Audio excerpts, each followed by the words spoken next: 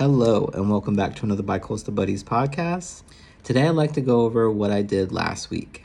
Last Friday, me and my friends got in the car, drove up to Princeton, aka Central Jersey. This is a hotly debated issue in New Jersey, the separation between South, Central, and North Jersey, and if Central Jersey even exists. I'm not going to get into it today, but I just thought it was funny, and I was talking about it with my friends this morning. Shout out to all my Central Jersey peeps. My friends just got back from Japan and they are still reminiscing and thinking of their trip. And so we decided to go to a matcha place in Princeton called Oika Matcha. I believe that's what it's called. They have two locations, one in Princeton, the other one being in Lawrenceville. This place is super cool. It's tucked away in a building with a bunch of other businesses, reminiscent of like a Reading Terminal Market like we have here closer to Philadelphia. The way that this one is set up is that each business is kind of like its separate entity and has little separate sections versus it being like an open concept. I thought it was really cool. Weather was beautiful last week. Just walking around Princeton was super nice and it was very busy. It was just like overrun by people. Just reminded me of like going to like New York City, which looks like I'll be headed out there in about 2 weeks. So excited for that trip coming up soon too, which I'll be documenting all my food journeys in that area. Next, we went to Maruichi, Japanese. I don't think that's how you pronounce it, but I believe it's called Maruichi Japanese Food and Deli, which is in the downtown of Princeton. So my friends were telling me about Lotte gum, and I got to sample it last week when I was with them. They brought back a couple of different flavors and really enjoyed this gum while they were visiting Japan and going around and seeing the sights.